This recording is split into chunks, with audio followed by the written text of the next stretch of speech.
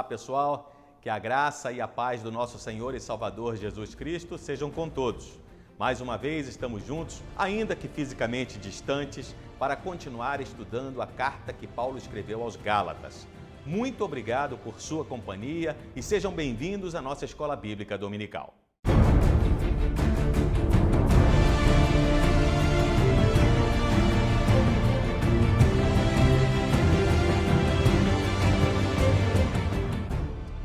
Você deve estar lembrado que esta carta é provavelmente o documento mais antigo do Novo Testamento. E quase não há controvérsias entre os teólogos quanto à sua autoria, pois para a grande maioria dos estudiosos da Bíblia, o apóstolo Paulo é o autor da carta. Paulo se viu obrigado a escrever aos crentes da Galácia, região que ele e Barnabé visitaram em sua primeira viagem missionária, porque um grupo de cristãos vindo da igreja em Jerusalém estavam ensinando que para alcançar a salvação, os cristãos que não eram antes judeus deveriam ser circuncidados e fazer o compromisso de observar as leis de Moisés, ou seja, somente acreditar que Jesus Cristo morreu e ressuscitou em nosso lugar para nos reconciliar com Deus e nos livrar da condenação do pecado não era suficiente. Saber que existem pessoas por aí ensinando um monte de besteiras, inventando interpretações e aplicações para as passagens bíblicas, já é ruim o suficiente, não é mesmo? Imaginem saber que alguns cristãos estão acreditando nessas mentiras. Pois é, Paulo se mostra indignado ao longo da carta e novamente lembra aos Gálatas que a fé é a base do nosso relacionamento com Deus, pois não há nada que façamos ou deixamos de fazer que nos torne aceitáveis diante de Deus. Para ilustrar seus ensinamentos, o apóstolo faz uma comparação entre Abraão e Moisés, entre a promessa e a lei. Diz que a promessa apresenta o plano de Deus, a graça de Deus, a iniciativa de Deus, enquanto a lei fala do dever do homem, das obras do homem e da responsabilidade do homem. Por isso, a lei não pode salvar ninguém. Muito ao contrário, a função da lei é revelar o pecado, o pecador e a justiça de Deus. A única maneira de sermos livres desta maldição é através da obra que Jesus Cristo realizou na cruz em nosso lugar. Não é o que eu faço, é o que Ele fez por mim. Sendo assim, a lei teve grande importância ao nos conduzir a Cristo, como faziam os escravos encarregados da educação e da disciplina das crianças no mundo grego. Os pedagogos, você lembra? Eles eram também chamados de tutores ou aios. Mas agora já não precisamos mais ser conduzidos, porque Cristo veio, conforme previsto na lei e pelos profetas, e nos tornou filhos de Deus mediante a fé, sem distinções. Não há judeu nem grego, escravo nem livre, homem nem mulher, pois todos somos um em Cristo Jesus. Sua Bíblia está em mãos? Então vamos lá, capítulo 4 da carta de Paulo aos Gálatas. Façam a leitura comigo. Digo, porém, que enquanto o herdeiro é menor de idade, ele em nada difere de um escravo, embora seja dono de tudo. No entanto, ele está sujeito a guardiões e administradores até o tempo determinado por seu pai. Assim também nós, quando éramos menores, estávamos escravizados aos princípios elementares do mundo. Neste capítulo, Paulo vai dar continuidade à discussão sobre a posição dos crentes em Cristo, com ênfase no conceito de liberdade cristã. Ele afirma que, sob a lei, os homens eram como um herdeiro durante a infância e puberdade. Imaginem um rapaz que é herdeiro de uma grande fortuna. Excelente saldo bancário, carros, propriedades. Um dia, tudo isso será dele. Mas hoje, ele só tem a promessa, porque não tem liberdade para gozar tudo isso. São necessários tutores para ajudá-lo, seja orientando, seja proibindo proibindo de usar individualmente a sua herança. Sendo assim, não muito se difere das demais pessoas que trabalham na casa e ficará nesta condição até o tempo estabelecido por seu pai e pelas leis do país, se este vier a falecer.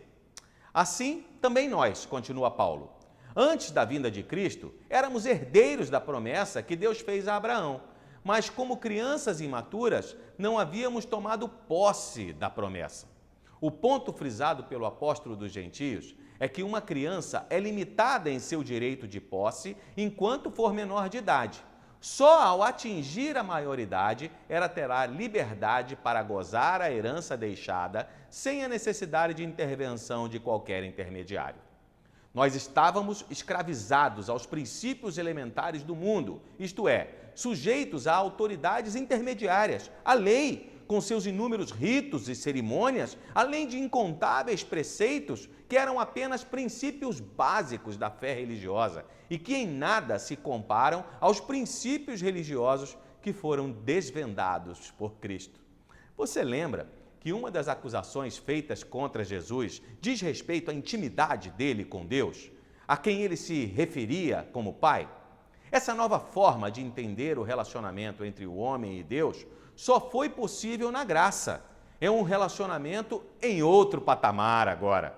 Mais adiante, no versículo 9, Paulo vai afirmar que esses princípios elementares, de acordo com, ou também chamado de rudimentares, de acordo com a tradução da Bíblia que você está usando, eles são fracos e sem poder. Fracos porque não têm força para nos remir e sem poder porque não podem nos abençoar. Essa comparação que Paulo faz entre uma criança e as exigências da lei tem por finalidade demonstrar a inferioridade do legalismo que estava sendo adotado insensatamente pelos crentes gálatas. Foi a graça que nos conduziu à maioridade. A maioridade traz liberdade e não é natural que um filho adulto que já tomou posse da sua herança queira voluntariamente voltar às restrições anteriores. Quando é que tudo isso aconteceu? No momento exato determinado por Deus. Todas as coisas convergiram para revelar sua graça. Vejamos o que diz o texto bíblico. Mas quando chegou a plenitude do tempo, Deus enviou seu filho, nascido de mulher, nascido debaixo da lei, a fim de redimir os que estavam sobre a lei, para que recebêssemos a adoção de filhos. E porque vocês são filhos, Deus enviou o Espírito do seu Filho ao coração de vocês. E ele clama, Abba, Pai. Assim, você já não é mais escravo, mas filho. E por ser filho, Deus também o tornou herdeiro. Para que esse período da vinda, por que esse período da vinda de Jesus é chamado de plenitude dos tempos? Porque diversos fatores contribuíram para isso. Por exemplo, o mundo conhecido à época do nascimento de Jesus era dominado pelos romanos, que, influenciados pela cultura grega, deixaram inúmeras contribuições para a humanidade.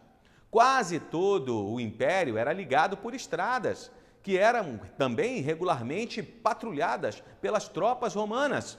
Isso facilitava as viagens entre uma cidade e outra. As pessoas tinham assegurado o seu direito de ir e vir.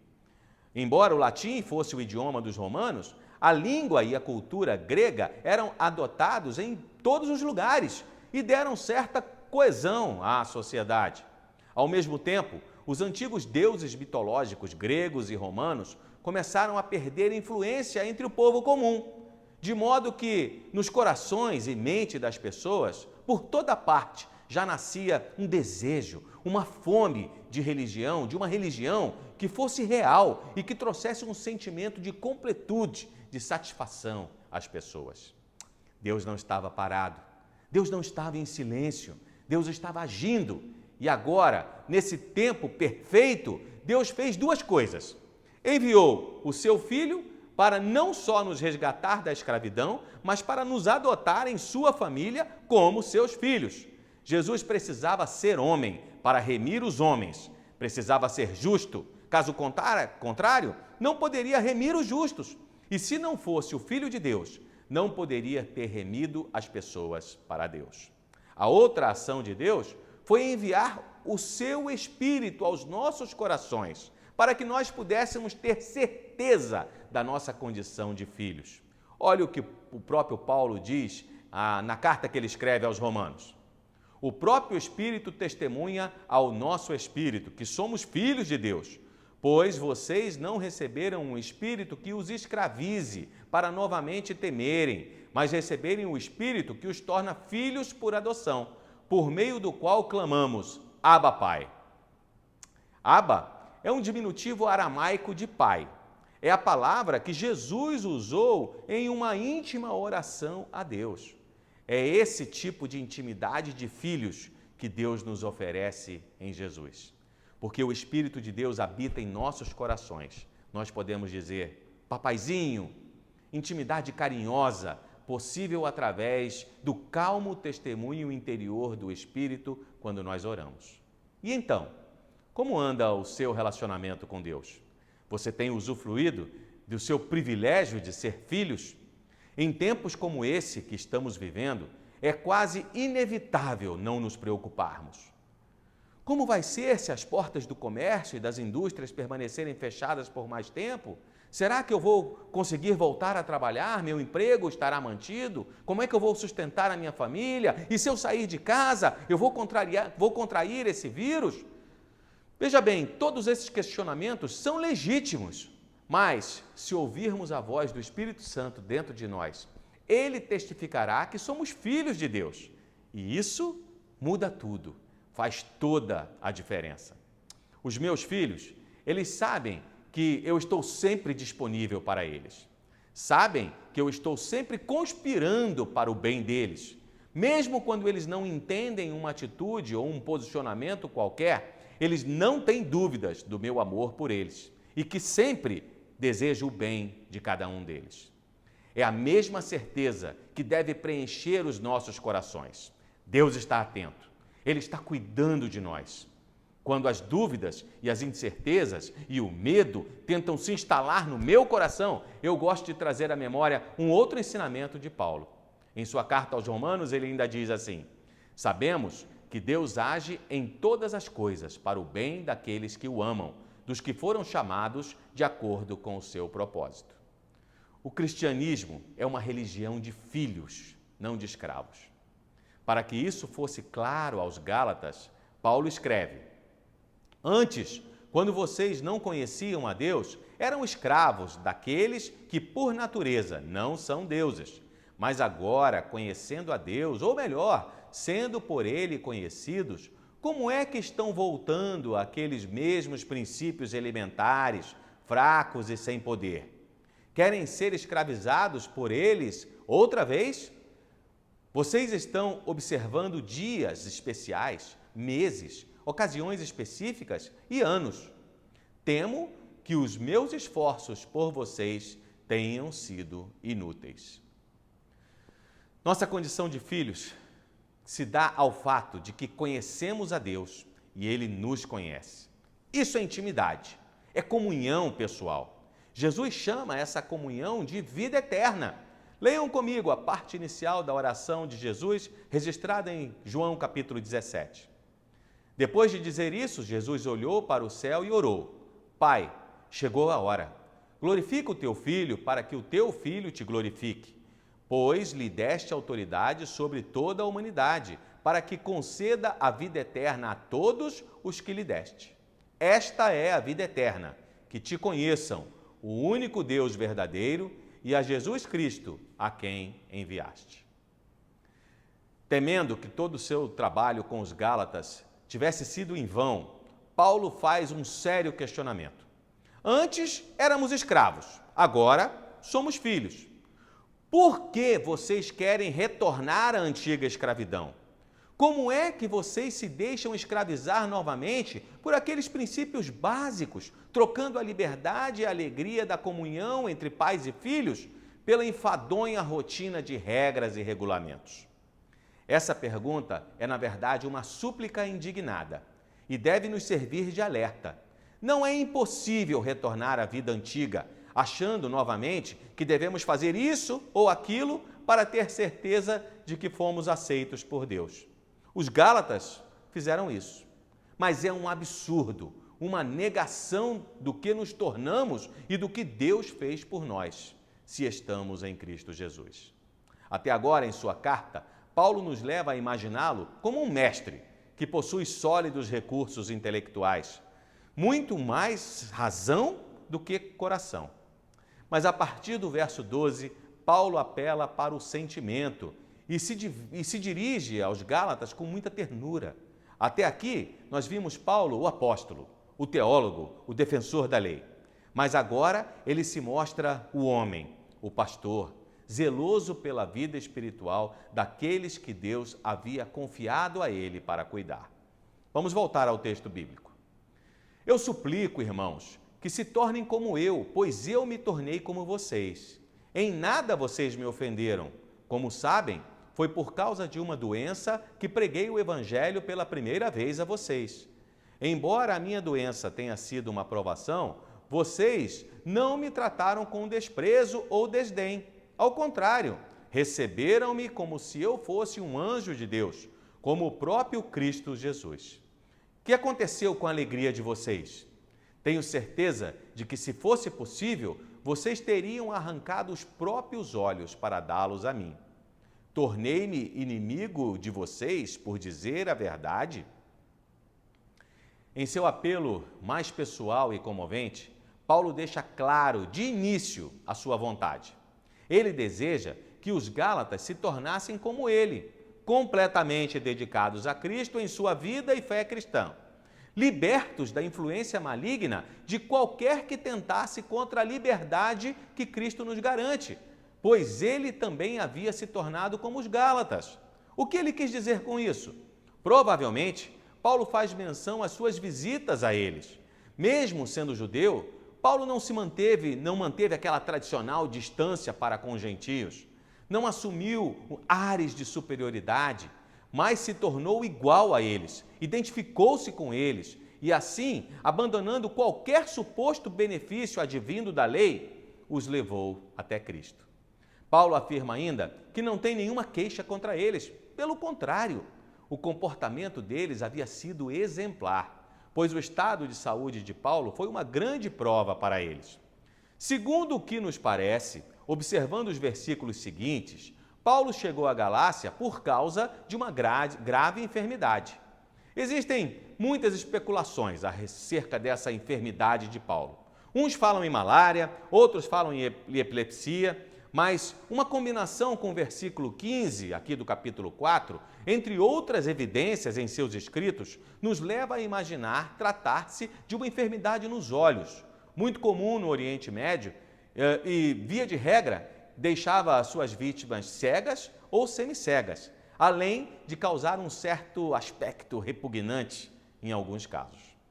Os Gálatas poderiam tê-lo rejeitado, poderiam tê-lo tratado com indiferença ou desdém, mas eles o acolheram, o trataram como o anjo de Deus, ou, como ele afirma, como o próprio Cristo, a ponto de, se possível, terem arrancado os próprios olhos para dar-lhes a Paulo.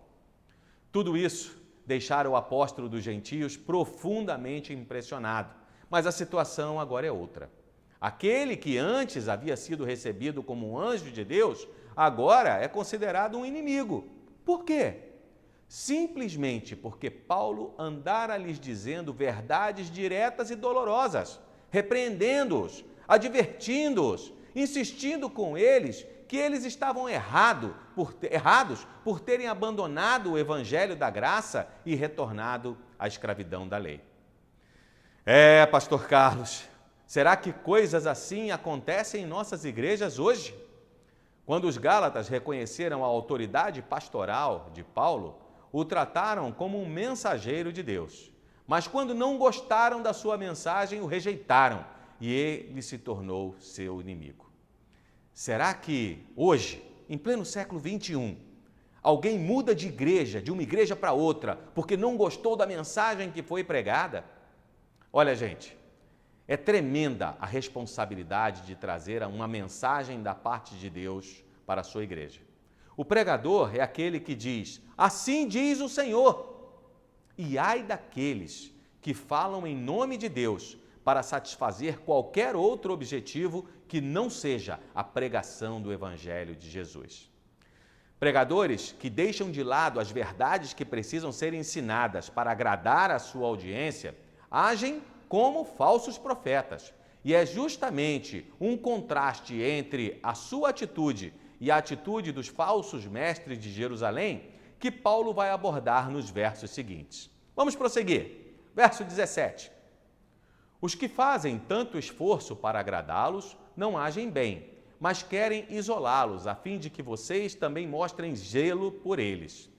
É bom sempre ser zeloso pelo bem, e não apenas quando estou presente. Meus filhos, novamente estou sofrendo dores de parto por sua causa, até que Cristo seja formado em vocês. Eu gostaria de estar com vocês agora e mudar o meu tom de voz, pois estou perplexo quanto a vocês. Embora haja uma sugestão diferente em algumas versões da Bíblia, tudo indica que Paulo acusa os falsos mestres de adularem os gálatas hipocritamente, ou seja, não porque eles estão realmente interessados neles, mas somente porque querem ganhá-los para o seu evangelho adulterado. Por isso, ele diz que é bom ser zeloso, mas para o bem. Mas aqueles falsos mestres não eram sinceros em sua devoção.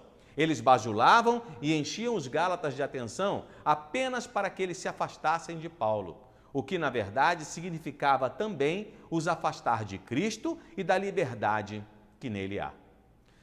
Quero chamar sua atenção para o fato de que, quando o cristianismo se transforma numa servidão a regras e regulamentos, suas vítimas ficam inevitavelmente sujeitas, ou melhor, amarradas aos seus mestres. A ambição de todo cristão deve ser alcançar a maturidade em Cristo. A atitude de Paulo para com os gálatas era totalmente diferente. Ele os considerava filhos na fé. E como uma mãe sofre, de certa forma, ao ver o seu filho sendo formado em seu ventre até o momento do parto, Paulo também se angustia em ardente desejo e oração, até ver Cristo formado neles, ou seja, até que fossem completamente transformados à imagem de Cristo. Que bela ilustração nós encontramos aqui de como deve ser o relacionamento recíproco entre uma igreja e o seu pastor. Nós, pastores cristãos, não somos apóstolos de Jesus Cristo. Não temos a autoridade e nem mesmo a inspiração de um apóstolo. Não podemos legislar como Paulo, Pedro e os outros apóstolos. Nós fomos chamados por Deus para ensinar a fé apostólica do Novo Testamento e devemos nos manter fiéis a esta comissão, cuidando do rebanho de Cristo. Em contrapartida, a atitude da igreja para com seu pastor não pode ser determinada por sua aparência física, uns mais feios, outros mais bonitos, uns mais saudáveis, outros mais debilitados. Também não pode ser determinado pela eloquência do seu pastor ou por sua personalidade agradável e muito menos por causa dos nossos caprichos teológicos. Não gostei da mensagem do pastor hoje. Pelo contrário, a atitude de uma congregação para com o seu pastor deve ser determinada pela lealdade dele à mensagem bíblica. Eu quero louvar a Deus pela vida do nosso pastor. No meu caso, pastor Carlos e eu estamos juntos há 16 anos e eu nunca deixei de ouvir a voz de Deus falando ao meu coração enquanto ele compartilhava as suas mensagens, sempre preocupado com o nosso crescimento espiritual. O que se espera de uma comunidade espiritual piedosa, como a nossa igreja, é que, ouvindo uma mensagem bíblica, fiéis aos ensinamentos dos apóstolos e permeada pela presença do Espírito Santo, possamos humildemente recebê-la e nos submetermos a ela, porque reconhecemos que a mensagem do ministro não é a mensagem dele, mas sim de Jesus Cristo. Finalmente chegamos ao último trecho deste capítulo, que eu quero ainda abordar com vocês. Espero que você tenha lido ao longo da semana a história de Abraão que eu recomendei, narrada entre os capítulos 12 e 25 do livro de Gênesis, porque Paulo vai agora nos levar novamente ao Velho Testamento e, usando personagens como Abraão, Sara, Isaac, Ismael, mais uma vez, nos mostra diferenças entre o judaísmo que os gálatas estavam querendo praticar e o cristianismo. A mensagem desses versículos é atual e especialmente relevante às pessoas religiosas, no sentido daqueles que querem estar debaixo da lei. Não fiquem surpresos, porque hoje em dia muitos estão querendo adotar práticas do judaísmo nos cultos prestados ao Senhor, sem falar naqueles que acreditam que o caminho para Deus é a observância de certas regras, como guardar o sábado, por exemplo, e não comer determinados tipos de alimentos. A essas pessoas, Paulo diz: digam-me vocês, os que querem estar debaixo da lei, acaso vocês não ouvem a lei? Vocês querem estar sob a lei? Pergunta ele. Então, obedeçam a lei, mas eu aviso, a própria lei da qual vocês querem ser escravos vai condenar vocês. A partir do verso 22, o apóstolo denuncia uma certa incoerência por parte dessas pessoas. E ele desenvolve o seu argumento em 3 partes. Primeiro, ele faz uma abordagem histórica. Vejamos os versos 22 e 23. Pois está escrito que Abraão teve 2 filhos, um da escrava, o outro da livre. O filho da escrava nasceu de modo natural, mas o filho da livre nasceu mediante promessa. Paulo lembra a seus leitores que Abraão teve 2 filhos, Ismael, filho de uma escrava, e Isaque, filho de uma mulher livre. Um dos maiores orgulhos dos judeus era poder pertencer à descendência de Abraão, o pai e fundador da sua raça, pois foi a Abraão que Deus se revelou de maneira clara, firmando com ele e os seus descendentes uma aliança, e por isso os judeus se consideravam seguros. No entanto, na plenitude do tempo, tanto João Batista quanto Jesus, e agora Paulo explicitamente, ensinaram que os verdadeiros descendentes de Abraão não são físicos, mas espirituais. Paulo apresenta essa verdade ilustrada nos 2 filhos de Abraão, Ismael e Isaque. Ambos são filhos dele, mas existem 2 importantes diferenças. A primeira é que eles nasceram de mães diferentes. Agar, a mãe de Ismael, era uma escrava, serva de Abraão. Sara, a mãe de Isaque, esposa de Abraão, era uma mulher livre. O primeiro nasceu na escravidão, o segundo nasceu livre. A segunda diferença é que eles nasceram em circunstâncias diferentes. Você lembra que eu mencionei semana passada que levou 25 anos para que a promessa de uma descendência se cumprisse na vida de Abraão? Pois é, nesse meio tempo, num lapso de fé, sua esposa Sara resolveu dar uma ajudinha para Deus. Deus prometeu que iria dar um filho a Abraão, mas o tempo estava passando, ela avançada em idade e já não podendo mais gerar um filho em seu ventre, resolve fazer o quê? Resolveu, segundo o costume da época, entregar sua escrava Agar para que Abraão pudesse garantir a sua descendência, conforme prometido por Deus. Daí o nascimento de Ismael. Mas esse não era o plano de Deus. Quando Abraão, agora com 100 anos, e assim como Sara, não podendo mais gerar um filho, Deus o abençoou. Ela engravida de maneira sobrenatural do seu marido, e eles têm o filho da promessa, Isaque. Logo, Paulo explica que não são todos os filhos de Abraão que são contados em sua descendência, mas apenas aqueles que são filhos da promessa. Como vimos, o nascimento dos filhos de Abraão são eventos históricos, mas as circunstâncias que envolvem o nascimento de Ismael e Isaque também apresentam uma profunda verdade espiritual. Diz o verso 24: essas mulheres representam 2 alianças. É impossível entender a Bíblia sem entender essas 2 alianças. Uma aliança é um acordo solene entre Deus e os homens, através do qual ele os transforma em seu povo e promete ser o seu Deus. Deus estabeleceu a antiga aliança através de Moisés e a nova aliança através de Cristo, confirmada pelo sangue de Jesus.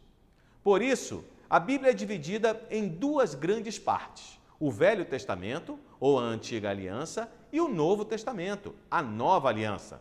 Vamos ver como Paulo as descreve. O filho da escrava nasceu de modo natural, mas o filho da livre nasceu mediante promessa. Isso é usado aqui como ilustração. Essas mulheres representam duas alianças. Uma aliança procede do Monte Sinai e gera filhos para a escravidão. Essa é Agar. Agar representa o Monte Sinai na Arábia e corresponde à atual cidade de Jerusalém, que está escravizada com os seus filhos. Mas a Jerusalém do Alto é livre e é a nossa mãe, pois está escrito: regozije-se, ó estéril, você que nunca teve um filho. Grite de alegria, você que nunca esteve em trabalho de parto. Porque mais são os filhos da mulher abandonada do que os daquela que tem marido. Paulo afirma que os judeus, ilustrados pela citação da cidade de Jerusalém, estão escravizados pela lei e são representados por Agar e Ismael, a aliança da lei. Assim como os filhos de Agar eram escravos, também são escravos os filhos da lei. Com Sara é diferente. Ela não era escrava, ela era livre. E sendo livre, representa a Jerusalém celestial, a nova aliança, da qual fazem parte não mais só os judeus, mas agora todos aqueles que tiveram suas vidas transformadas por Jesus. Escrevendo aos Coríntios, Paulo fala dessa nova nacionalidade. Nós, os cristãos, somos povo de Deus, fazemos parte dessa Jerusalém lá de cima. Aqui, nós somos apenas embaixadores. Estamos ligados a Deus por um novo pacto. Jesus me deu a vida eterna e esta é a vida que eu quero viver com Ele a partir de agora. Por fim, Paulo faz uma aplicação pessoal das verdades que expôs. Se somos cristãos, somos como Isaque e não como Ismael. Somos descendência espiritual de Abraão e não física. Não nascemos de maneira natural, mas somos frutos de um milagre de Deus. Vamos aos últimos versículos do capítulo. Vocês, irmãos, são filhos da promessa, como Isaque. Naquele tempo, o filho nascido de maneira natural perseguiu o filho nascido segundo o Espírito. O mesmo acontece agora. Mas o que diz as Escrituras? Mande embora a escrava o seu filho, porque o filho da escrava jamais será herdeiro com o filho da livre. Portanto, irmãos, não somos filhos da escrava, mas da livre. Paulo encerra sua alegoria fazendo menção ao episódio descrito em Gênesis capítulo 29, no verso 9, quando a Bíblia, sem dar muitos detalhes, diz que Ismael, agora com 16, 17 anos, ridicularizou seu irmão Isaque, com 3 anos de idade. Talvez isso possa ter sido o ápice de diversos outros momentos de tensão entre Ismael e Isaque. Esse fato pode até ser considerado uma perseguição. Não sabemos, mas sabemos que foi muito grave, grave o suficiente para que Sara exigisse que Agar e Ismael fossem mandados embora. Esses incidentes ilustram a perseguição que nós devemos esperar. Muitas vezes a perseguição acontece dentro da nossa própria casa. O Senhor Jesus foi cruelmente perseguido e rejeitado, zombado e condenado por sua própria nação. Os oponentes mais impetuosos do apóstolo Paulo, que o perseguiam e lutaram contra ele, foram membros da igreja de Jerusalém, judeus cristãos.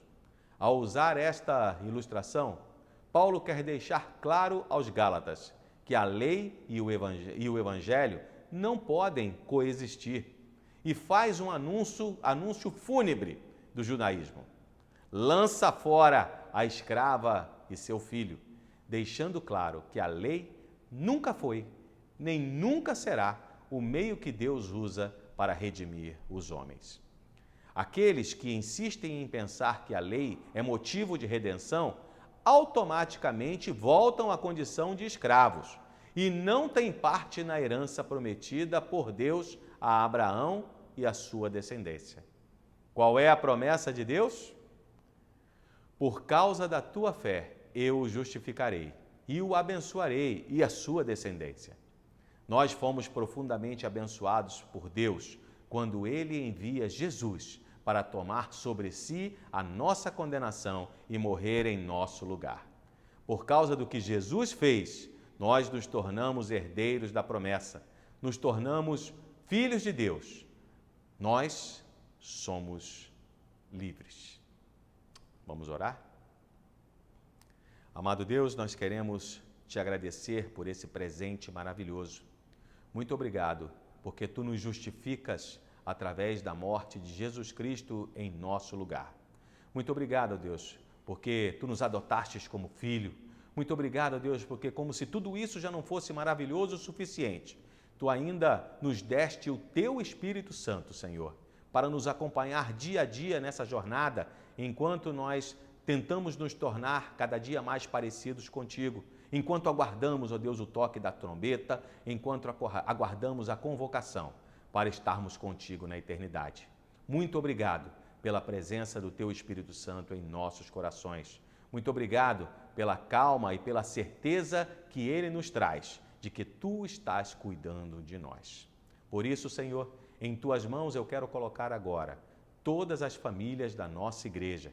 Pedir, ó Deus, que tu continues a nos abençoar, pedir que tu continues a nos livrar dos males, Senhor, em especial desse vírus que continua assolando a humanidade nesse tempo. Pedimos, ó Deus, que tu não permitas que o desemprego chegue à porta dos teus servos, que tu continues, Senhor, a nos sustentar.